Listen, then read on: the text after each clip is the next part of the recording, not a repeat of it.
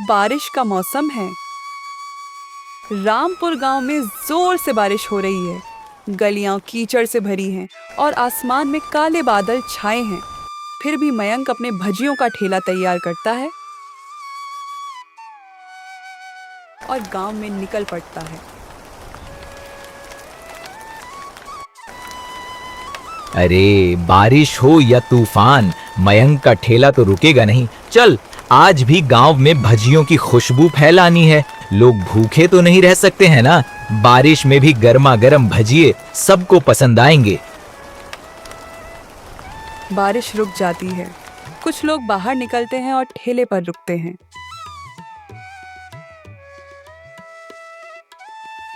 अरे मयंक, ये भजिए तो नरम हो गए हैं। बारिश में तूने इन्हें ढक कर क्यों नहीं रखा? स्वाद तो बिल्कुल फीका लग रहा है। अरे भाई, बारिश का मौसम है, थोड़ा तो नरम होगा लेकिन स्वाद तो वही है, गर्मा गर्म। एक और प्लेट ले लो, शायद पसंद आ जाए। नहीं नहीं मयंक, ये बहुत बेकार है। बारिश में तेरे भजिए लेना ही गलती थी। अगली बार सूखे और कुरकुरे भजिए लाना, तब बात बनेगी। लगता है आज का दिन मुश्किल है, लेकिन हिम्मत नहीं हारनी।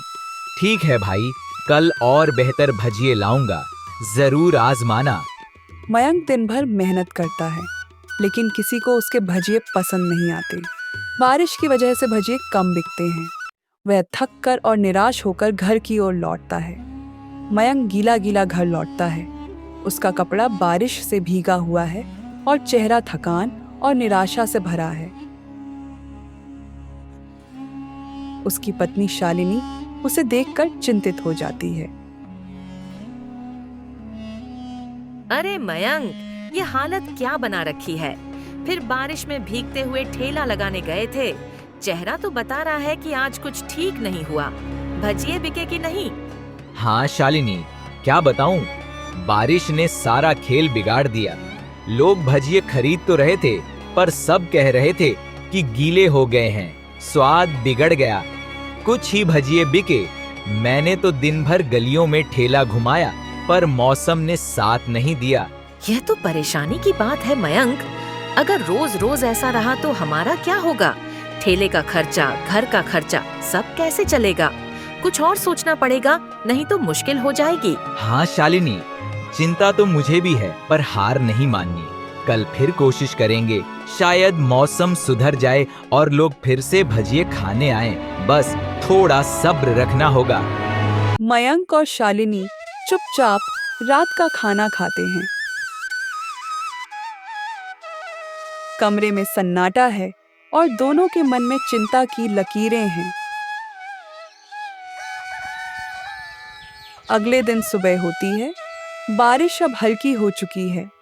मयंक फिर से अपने भजियों का ठेला तैयार करता है और गांव की गलियों में निकल पड़ता है, लेकिन लोग उसके ठेले पर नहीं रुकते।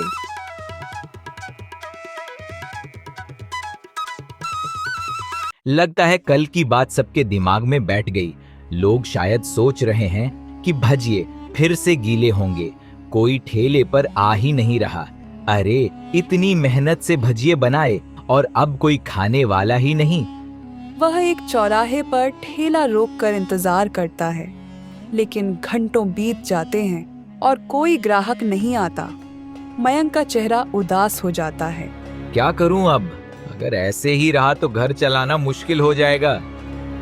तभी एक बूढ़ा व्यक्ति, जिसके कपड़े पुराने और फटे हुए हैं, धीरे धीरे ठेले के पास आता है।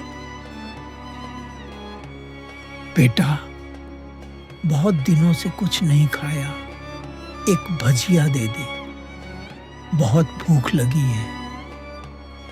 बाबा, आपके पास पैसे हैं?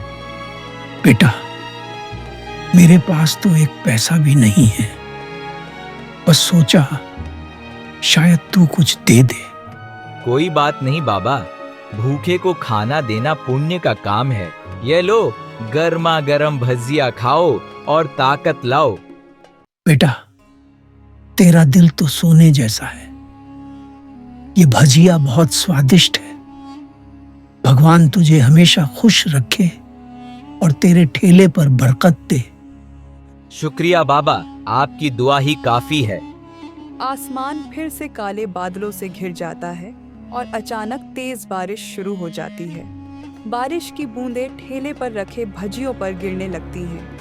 मयंक परेशान हो जाता है। अरे ये क्या हो गया? फिर से बारिश। अब तो सारे भजिए भीग जाएंगे। कल लोग बुरा भला कह रहे थे और आज फिर वही हाल। मेहनत पर पानी फिर जाएगा। तभी बूढ़ा व्यक्ति अपनी पुरानी मोटी बोरी उतारता है जो उसने बारिश से बचने के लिए ओढ़ रखी थी। बेटा, परेशान मत हो। ये बोरी ले, इसे अपने ठेले पर डाल दे। इससे तेरे भजिए भीगने से बच जाएंगे। लेकिन बाबा, अगर मैं ये बोरी ले लूं तो आप कैसे बचेंगे इस बारिश से?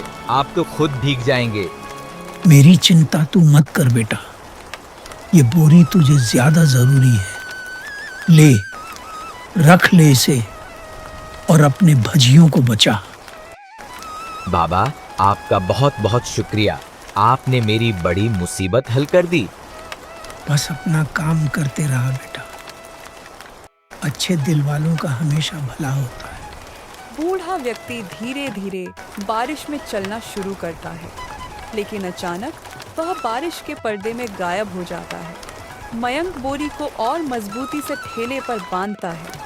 बारिश अब थम चुकी है। एक ग्राहक जो गांव का एक जाना माना सरपंच है, ठेले के पास आता है। अरे मयंक, तेरा ठेला तो आज भी यहीं है। मैंने सुना था कि कल तेरे भजिए गीले हो गए थे, लेकिन आज तो मौसम थोड़ा ठीक लग रहा है। चल, 2 प्लेट भजिए दे दे। भूख जोरों की लगी है। हाँ सरपंच जी, आज भजिए बिल्कुल ताजा हैं। ये लो गर्मा गर्म। लेकिन सच कहूँ, कल की बात से मन थोड़ा डरा हुआ है। लोग शिकायत कर रहे थे। वाह मयंक, ये क्या बात है? ये भजिए तो लाजवाब है। ऐसा स्वाद तो मैंने पहले कभी नहीं चखा। ना ज्यादा तेल, ना गीले, बस एकदम कुरकुरे और मसालेदार। तूने तो आज कमाल कर दिया। सच में सरपंच जी, तुम्हें इतना पसंद आया? शुक्रिया। शायद आज का दिन अच्छा है। लेकिन सच बताना मयंक, तूने आज भजियों में क्या डाला? यह तो जादू जैसा स्वाद है। बस वही पुराना मसाला। शायद आज मेहनत का फल मिल रहा है। ग्राहक भजिए खाकर चला जाता है और रास्ते में मिलने वालों से मयंक के भजियों की तारीफ करता है। धीरे धीरे और लोग ठेले की ओर आने लगते हैं। एक के बाद एक ग्राहक भजिए खरीदते हैं और हर कोई स्वाद की तारीफ करता है। मयंक, ये तो अच्छी बात हो गई। कल तेरे भजिए गीले थे, लेकिन आज तो तूने बाजी मार ली। ये स्वाद तो भूलने वाला नहीं। मेरे पूरे परिवार को ये भजिए खिलाऊंगा। कितने बचे हैं? 4 और घर के लिए दे दे। अरे इतनी तारीफ! धन्यवाद भाई लोग। बस थोड़े ही भजिए बचे हैं, जल्दी ले लो। देखते देखते ठेले पर भीड़ लग जाती है। लोग एक दूसरे को बुलाने लगते हैं और कुछ ही देर में मयंक के सारे भजिए बिक जाते हैं। वो थक गया है, लेकिन चेहरे पर संतुष्टि की मुस्कान है। आज तो कमाल हो गया। ना जाने उस बूढ़े बाबा की बोरी में क्या जादू है, लेकिन कुछ तो खास है। चल, घर जाकर शालिनी को यह खुशखबरी सुनाता हूँ। वो ठेले को धक्का मारकर घर की ओर चल पड़ता है। मन में नई उम्मीद और उत्साह लिए मयंक दिन भर की कमाई के साथ खुशी खुशी घर लौटता है। अरे मयंक, आज तो तुम्हारा चेहरा चमक रहा है, जैसे कोई खजाना मिल गया हो। क्या बात है? लगता है ठेले पर आज कुछ खास हुआ। जल्दी बताओ, भजिए बिके कि नहीं? कितने बिके? शालिनी, आज तो कमाल हो गया। सारे भजिए बिक गए, एक भी नहीं बचा। लोग ठेले पर ऐसे टूट पड़े जैसे गांव में मेला लग गया हो। हर कोई तारीफ कर रहा था। कह रहे थे कि इतने स्वादिष्ट भजिए पहले कभी नहीं खाए। सच में मयंक, ये तो बहुत अच्छी खबर है। लेकिन कल तो लोग शिकायत कर रहे थे कि भजिए गीले हैं, स्वाद बिगड़ गया। आज अचानक ये बदलाव कैसे हुआ? कुछ तो खास बात है, बताओ ना। हाँ शालिनी, मुझे भी समझ में नहीं आ रहा। आज एक बूढ़े बाबा आए थे, बहुत भूखे लग रहे थे। मैंने उन्हें मुफ्त में भजिया दे दिया। फिर उन्होंने मुझे एक बोरी दी ताकि बारिश में भजिए गीले ना हो। बस उस बोरी से भजियों को ढका और फिर लोग आने लगे, एक के बाद एक। सब तारीफ करते गए।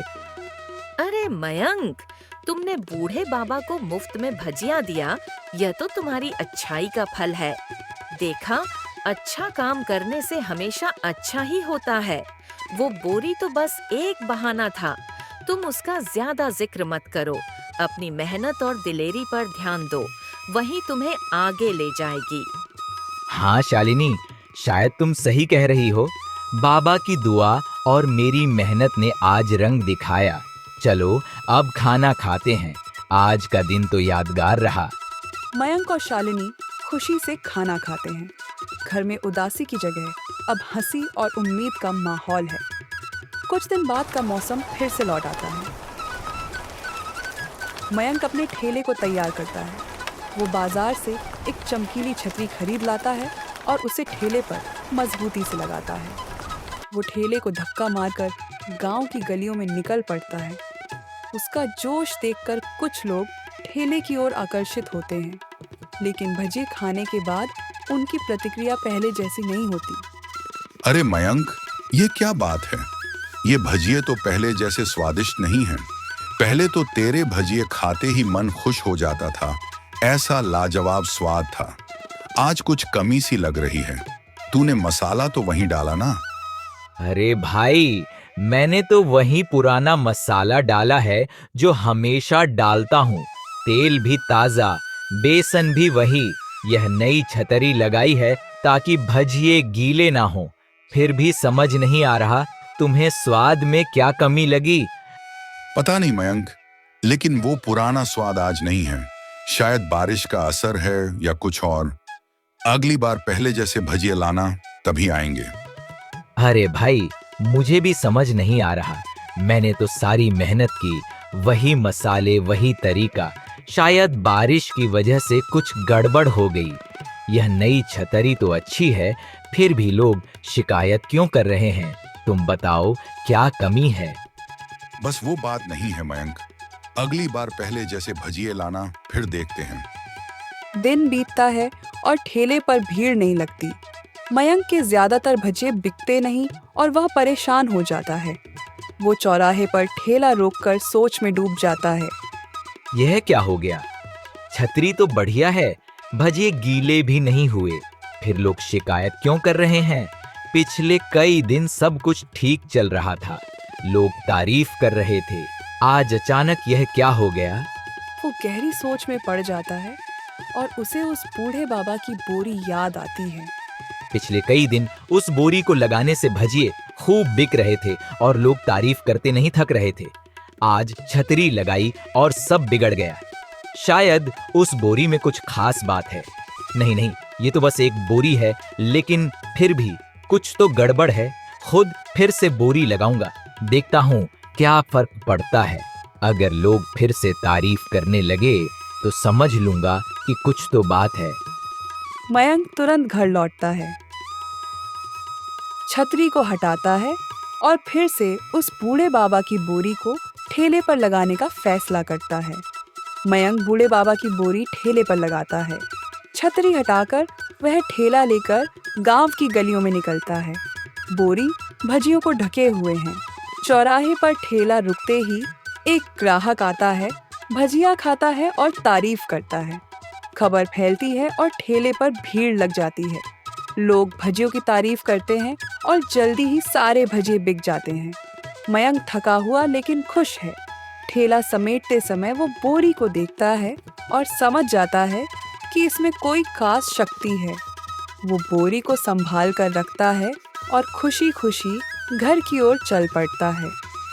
वह घर के बाहर एक चारपाई पर बैठकर थोड़ा आराम कर रहा है। तभी उसका दोस्त राजेश उसके पास आता है।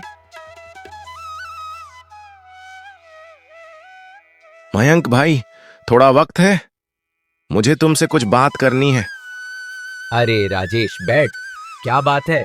चेहरा तो ऐसा लग रहा है जैसे कोई बड़ी मुसीबत आ गई हो। बता क्या हुआ? मयंक भाई, सच कहूं तो मैं बहुत परेशान हूं। कई दिनों से कोई काम नहीं मिल रहा। बाजार में कोई दुकानदार मुझे रखने को तैयार नहीं। घर का खर्चा चलाना मुश्किल हो गया है। सोचा तुमसे बात करूं, शायद तुम अपने ठेले पर मुझे रख लो। थोड़ा बहुत हाथ बटा दूंगा, कुछ काम कर लूंगा। राजेश, मैं तुम्हारी परेशानी समझता हूँ, लेकिन सच कहूँ मेरे ठेले पर अभी इतना काम नहीं है कि किसी को रख सकूं। मैं और शालिनी मिलकर सब संभाल लेते हैं। तुम तो जानते हो ठेला छोटा सा है और अभी तो बस किसी तरह गुजारा चल रहा है।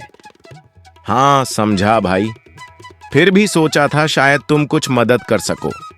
कोई बात नहीं, मैं कुछ और देखता हूँ। अरे राजेश, टेंशन मत ले, तू मेहनती है, तुझे जल्दी ही कुछ काम मिल जाएगा। बस हिम्मत रख और गांव में इधर उधर पूछता रहे, कुछ ना कुछ जरूर निकलेगा। राजेश चुपचाप सिर हिलाता है और निराश होकर चला जाता है। मयंक उसे जाते हुए देखता है और उसके मन में राजेश की परेशानी के लिए थोड़ा दुख होता है, लेकिन वह अपने ठेले के काम में व्यस्त है। राजेश अपने घर लौटता है और अपनी पत्नी से बात करता है। मयंक ने मुझे काम देने से मना कर दिया। कहता है ठेले पर इतना काम नहीं है।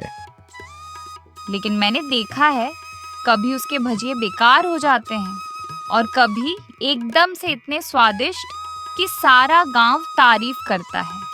अब तो उसका ठेला रोज जोरों से चल रहा है। पता नहीं वो क्या जादू करता है। मुझे तो लगता है उसमें कुछ राज है। सच में? फिर तो तुझे पता लगाना चाहिए राजेश। शायद उसने कोई खास तरीका ढूंढ लिया है। तू उसका पीछा कर, देख क्या मामला है। राजेश के मन में शक और लालच जागता है। वो मयंक के ठेले के रहस्य को जानने का फैसला करता है और उस रात वो मयंक के घर के बाहर चुपके से खड़ा हो जाता है, यह सुनने के लिए कि मयंक और शालिनी क्या बात करते हैं। वो उन दोनों की सारी बातें सुन लेता है और अगले दिन सुबह जब मयंक अपना ठेला तैयार कर रहा था, राजेश तभी बोरी को चोरी कर लेता है। राजेश अपने घर पहुंच चुका है, बोरी को जमीन पर रखता है। उसकी पत्नी भी वहां है। अब देख क्या कमाल दिखाता हूं। ये वही बोरी है जो मयंक को अमीर बना रही है। बोरी बोरी सोना निकाल, बोरी बोरी सोना निकाल। अरे कैसी बोरी है ये, कुछ भी तो नहीं कर रही। एक पत्थर तक नहीं निकाल सकती, सोना तो दूर की बात। तभी बोरी से ढेर सारे पत्थर निकलते हैं और दोनों पर गिर जाते हैं। दोनों पत्थरों में दबे पड़े हैं। मयंक को उसकी ईमानदारी और दयालुता का इनाम मिला, जबकि राजेश को अपनी चोरी और लालच की सजा। यह कहानी हमें सिखाती है कि जो दूसरों की भलाई करता है, कुदरत खुद उसकी मदद करती है, और जो छल करता है, उसका अंत हमेशा बुरा ही होता है।